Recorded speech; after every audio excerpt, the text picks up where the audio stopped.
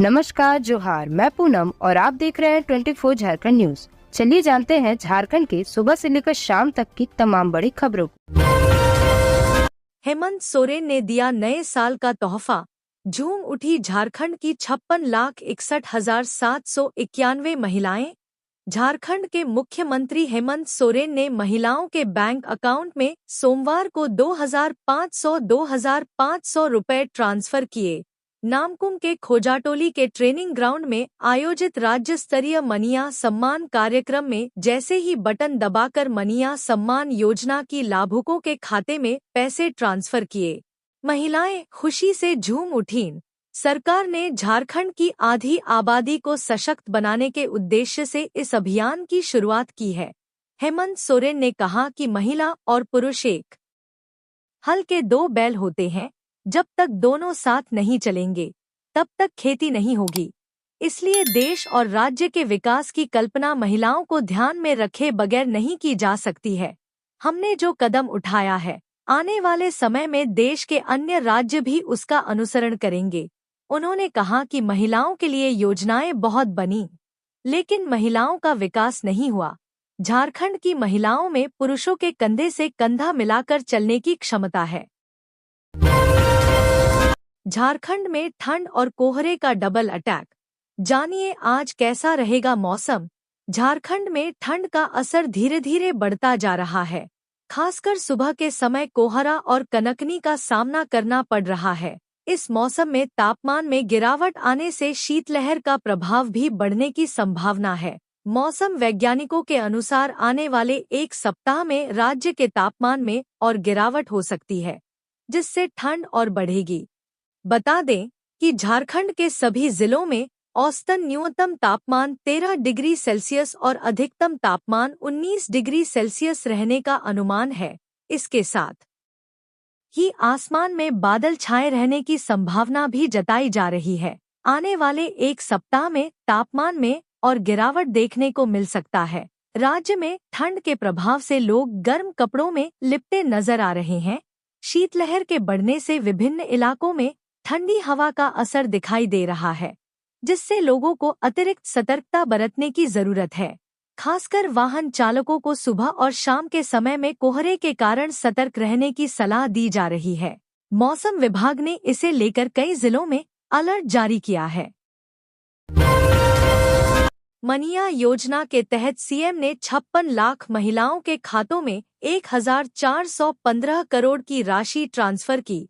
पहली बार हर खाते में 2,500 रुपए। नामकुम के खोजा टोली स्थित आर्मी ग्राउंड में सोमवार को मनिया सम्मान समारोह का आयोजन किया गया। इस कार्यक्रम में सीएम हेमंत सोरेन ने योजना के तहत झारखंड के करीब 56 लाख महिलाओं के खाते में 2,500 रुपए सम्मान राशि ट्रांसफर की। खाते में पहली बार 2,500 मिलने पर महिलाएं खुशी से झूम उठीं। सभी ने अपनी अपनी जगहों से तख्तियां हिलाकर सीएम हेमंत सोरेन का आभार व्यक्त किया। इस दौरान कार्यक्रम स्थल पर जमकर आतिशबाजी की गई। राज्य भर की 56,61,791 लाभार्थियों के खाते में 1,415 करोड़ 44,77,000 रुपए की राशि स्थानांतरित की गई। इसमें उत्तरी छोटानागपुर प्रमंडल के 500.81 करोड़, दक्षिणी छोटानागपुर प्रमंडल के 230.35 करोड़, पलामू प्रमंडल के 190 करोड़, संथाल परगना प्रमंडल के 320.87 करोड़ और कोल्हान प्रमंडल के 173.8 करोड़ शामिल हैं। बताते चले कि मुख्यमंत्री मनिया सम्मान समारोह पहले 28 दिसंबर को होने वाला था, लेकिन पूर्व पीएम मनमोहन सिंह निधन के बाद राज्य में 7 दिनों के राजकीय शोक की घोषणा की गई थी, जिसके कारण इस कार्यक्रम को स्थगित कर दिया गया था। हालांकि दिसंबर के 26 से 27 को टेस्ट के तौर पर हर जिले की महिलाओं के खाते में पैसे ट्रांसफर हुए थे। खूंटी में पीएलएफआई के 2 नक्सली गिरफ्तार। जेल में बंद सुप्रीमो के आदेश पर देते थे घटनाओं को अंजाम। नक्सली संगठन पीएलएफआई के खिलाफ खूंटी पुलिस की कार्रवाई लगातार जारी है। नए साल के पहले सप्ताह से शुरू हुए अभियान के दौरान पुलिस ने 5 हार्डकोर नक्सलियों को गिरफ्तार किया है। 3 जनवरी को जरियागढ़ पुलिस ने 3 नक्सलियों को गिरफ्तार किया था। वहीं सोमवार को 2 और नक्सलियों को गिरफ्तार किया गया है। जिन 2 नक्सलियों को गिरफ्तार किया गया है उनमें विकास गोप और निमेश गोप शामिल हैं। गिरफ्तार दोनों नक्सलियों के पास से पुलिस ने एक देसी कट्टा, 8 mm के 2 पीस जिंदा कारतूस, 7.65 mm के 9 पीस जिंदा कारतूस, 2 पीस मोबाइल, PLFI के 4 पर्चे बरामद किए हैं। तोरपा डीएसपी क्रिस्टोफर केरकेट्टा ने प्रेस कॉन्फ्रेंस में दोनों नक्सलियों की गिरफ्तारी का खुलासा करते हुए बताया कि एसपी अमन कुमार को सूचना मिली थी कि PLFI के नक्सली कर्रा के रोन्हे जंगल में किसी वारदात को अंजाम देने की योजना बना रहे हैं। सूचना पर तोरपा डीएसपी क्रिस्टोफर केरकेट्टा के नेतृत्व में एक टीम गठित की गई, जिसमें सर्किल इंस्पेक्टर अशोक सिंह, रनिया, जरियागढ़ और कर्रा थाना पुलिस ने रोन्हे जंगल की घेराबंदी कर खदेड़ कर दोनों को गिरफ्तार कर लिया। गिरफ्तार नक्सलियों के पास से पुलिस ने हथियार और कारतूस के अलावा संगठन का पर्चा भी बरामद किया है। हाई कोर्ट में उपस्थित हुई गृह सचिव। कोर्ट ने कहा, मंगलवार को होमगार्ड डीजी उपस्थित हों। होमगार्ड के जवानों द्वारा दाखिल अवमानना याचिका पर आज हाईकोर्ट में सुनवाई हुई। सोमवार की सुनवाई के दौरान राज्य की गृह सचिव कोर्ट के समक्ष उपस्थित हुई। वहीं हाईकोर्ट के न्यायाधीश जस्टिस डा SN पाठक की अदालत ने अगली सुनवाई में होमगार्ड के डीजी को कोर्ट के समक्ष उपस्थित होने का निर्देश दिया है। इस मामले में अब मंगलवार को सुनवाई होगी। पिछली सुनवाई में अदालत ने राज्य सरकार को यह निर्देश दिया था कि 25 अगस्त 2017 से होमगार्ड के जवानों को बढ़े हुए वेतन के साथ एरियर का लाभ दिया जाए। इसके साथ ही अदालत ने मौखिक रूप से कहा था कि यदि 5 जनवरी तक एरियर का लाभ नहीं दिया जाता तो कोर्ट जिम्मेदार अधिकारियों पर अवमानना की कार्रवाई शुरू करेगा। दरअसल 10 अगस्त को मुख्यमंत्री ने होमगार्ड के जवानों को पुलिस कर्मियों के समकक्ष समान कार्य का समान वेतन देने का आदेश जारी किया है, लेकिन हाईकोर्ट ने कहा कि जब से कोर्ट ने आदेश दिया है उसी तारीख से होमगार्ड जवानों को पुलिस कर्मियों के समकक्ष समान कार्य का समान वेतन का लाभ देना है। यह जानकारी कोर्ट में हो रही सुनवाई के दौरान उपस्थित झारखंड होमगार्ड वेलफेयर एसोसिएशन के प्रदेश महासचिव राजीव कुमार तिवारी ने दी। धनबाद में कथा वाचेंगी जया किशोरी, श्याम गुणगान महोत्सव में होंगी शामिल। धनबाद शहर के गोल्फ ग्राउंड में मंगलवार से 3 दिवसीय श्याम गुणगान महोत्सव का आयोजन होने जा रहा है, जिसमें प्रसिद्ध कथावाचक जया किशोरी शामिल होंगी। श्री श्याम भक्त मंडल के द्वारा इस कार्यक्रम का आयोजन किया जा रहा है। श्याम भक्त मंडल के 50 साल पूरे होने और स्वर्ण जयंती के अवसर पर श्याम गुणगान महोत्सव का आयोजन किया जा रहा है। श्याम भक्त मंडल के आयोजक आशीष जिंदल ने जानकारी देते हुए बताया कि प्रसिद्ध कथावाचक जया किशोरी 7 जनवरी को धनबाद पहुंचेंगी। नानी बाई का मायरो कथा को जया किशोरी लोगों के बीच रखेंगी। इसके साथ ही कोलकाता के प्रसिद्ध रॉक स्टार गायक रवि बेरीवाल का कार्यक्रम है, वह भक्ति गीतों की प्रस्तुति देंगे। आखिरी दिन सुबह 9 बजे बाबा की ज्योत का कार्यक्रम है। बम्बू थीम पर पंडाल का निर्माण किया गया है, जिसमें फूलों का अद्भुत श्रृंगार देखने को मिलेगा। कार्यक्रम में आने वाली भीड़ के मद्देनजर स्वास्थ्य सुविधाओं का भी ख्याल रखा गया है। कार्यस्थल पर एक एम्बुलेंस 24 घंटा सेवा में खड़ी रहेगी। कार्यक्रम को सफल बनाने के लिए धनबाद की कई संस्था का सहयोग मिल रहा है।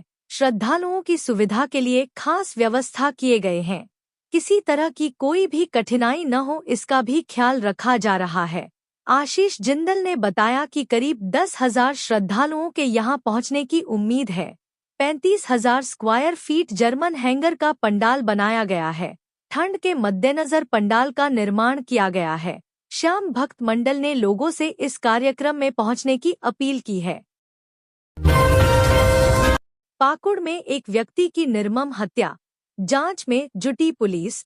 पाकुड़ नगर थाना क्षेत्र के सिद्धार्थ नगर मोहल्ले के निकट नारायण खोर सड़क किनारे एक व्यक्ति की हथियार से हत्या कर शव को फेंक दिया गया।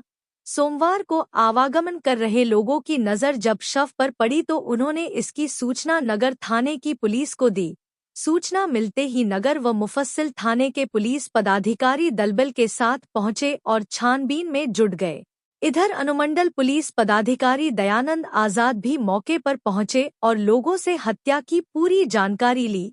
अनुमंडल पुलिस पदाधिकारी दयानंद आजाद ने बताया कि सोमवार को नगर पुलिस को यह सूचना मिली थी कि एक शव पड़ा हुआ है और मिली सूचना पर पुलिस घटनास्थल पहुंची। छानबीन के दौरान घटनास्थल से महज 100 मीटर की दूरी पर एक हसिया चाकू भी बरामद हुआ है, जबकि एक बाइक जिस पर पश्चिम बंगाल का नंबर अंकित है बरामद हुआ है। अनुमंडल पुलिस पदाधिकारी ने बताया कि शव के गले में रस्सी लगी हुई पाई गई है, जबकि पेट में धारदार हथियार से गंभीर रूप से वार किया गया है। झारखंड बोर्ड 10वीं 12वीं परीक्षा के लिए मॉडल पेपर जारी। परीक्षाएं 11 फरवरी से।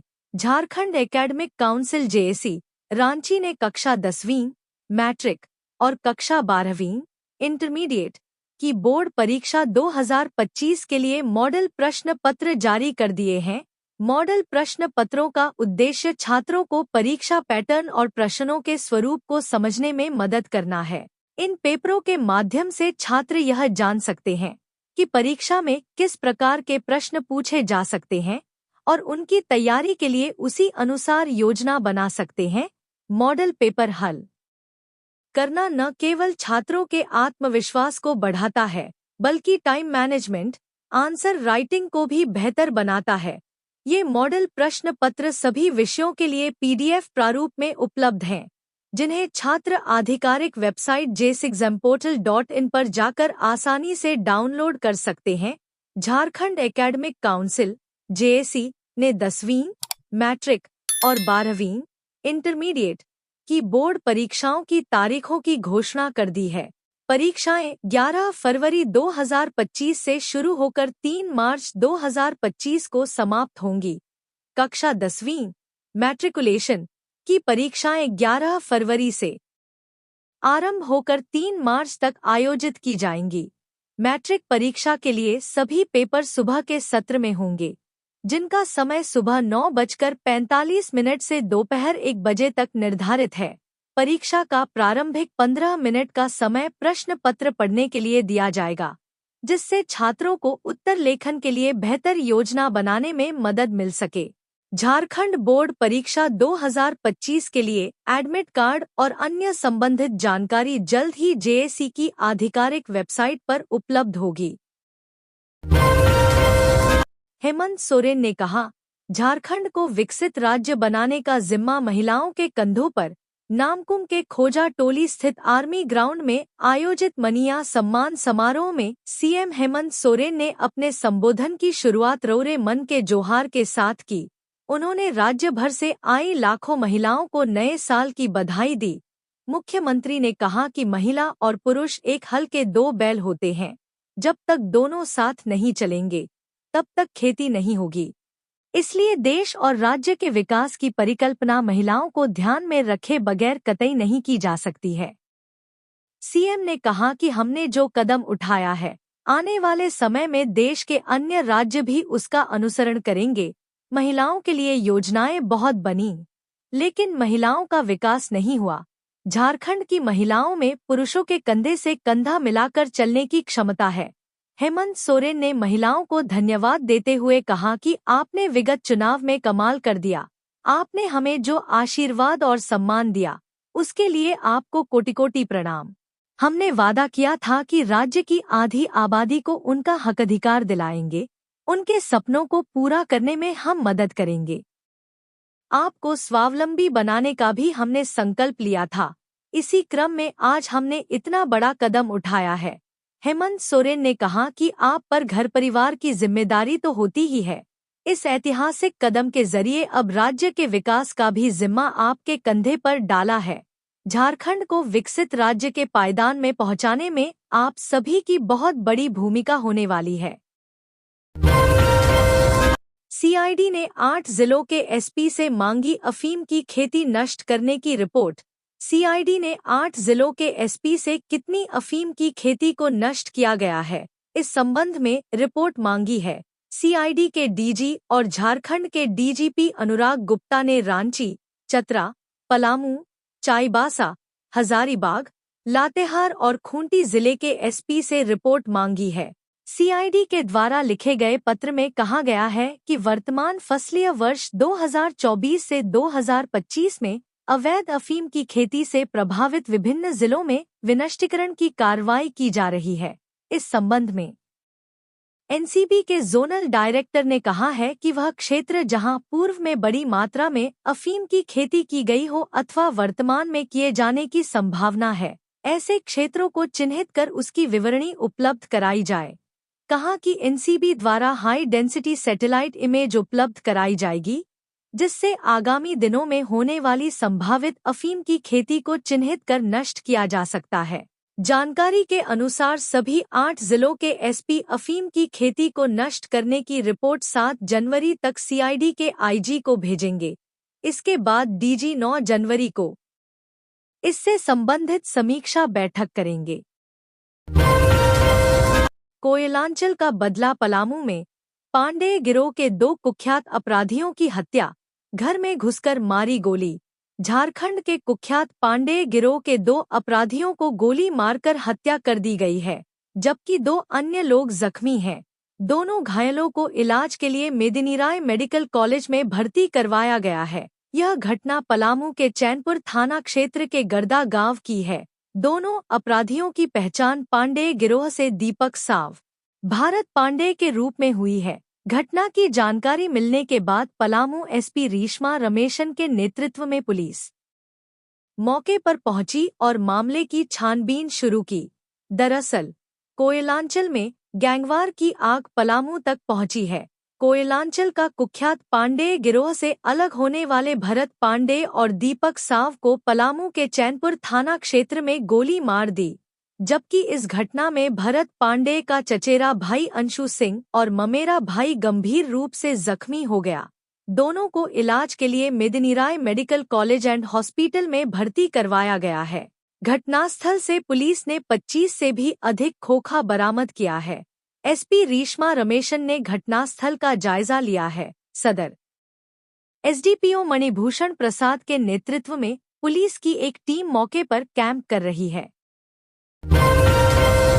झामुमो के आरोपों पर भाजपा का करारा जवाब, कहा साबित करें नहीं तो करेंगे कानूनी कार्रवाई। राज्य में एक और जहां आज रांची में बड़ा कार्यक्रम कर सीएम हेमंत सोरेन मुख्यमंत्री मनिया सम्मान योजना की बड़ी राशि लाभुकों के खाते में ट्रांसफर कर जो कहां सो किया का नारा बुलंद कर रहे हैं, वहीं दूसरी ओर गोगो दीदी योजना को लेकर झारखंड मुक्ति मोर्चा के केंद्रीय महासचिव सुप्रियो भट्टाचार्य ने मुख्य विपक्षी पार्टी भाजपा के नेताओं पर प्रस्तावित गोगो दीदी योजना के नाम पर जनता से पैसे वसूले जाने के आरोप लगाया है। इस मामले में दोनों दलों के नेता आमने सामने हैं।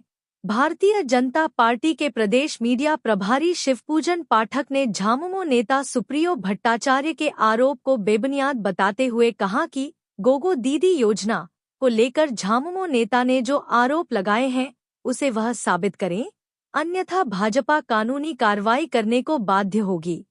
शिवपूजन पाठक ने कहा कि दरअसल जनता से बड़े-बड़े और झूठे वादे कर सत्ता में दोबारा आई हेमंत सोरेन की पार्टी के नेता बौखलाए हुए हैं।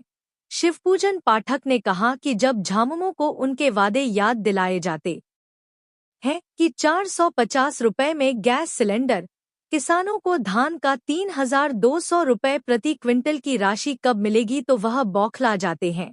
भाजपा नेता ने कहा कि झामुमो के नेता बताएं कि कितनी राशि ली गई, किसने राशि ली और कहां-कहां चुनाव में उसका उपयोग हुआ। तो ये थी आज की झारखंड की टॉप बड़ी खबरें। इसी तरह झारखंड की हर छोटी सी बड़ी खबर देखने के लिए आप हमारे चैनल 24 झारखंड न्यूज को सब्सक्राइब करके बेल आइकन प्रेस कर ले, जिससे झारखंड की हर छोटी सी बड़ी खबर की अपडेट आप तक पहुंचता रहे। तो आज के लिए बस इतना ही, हमें दीजिए इजाजत, फिर मिलते हैं नेक्स्ट न्यूज में।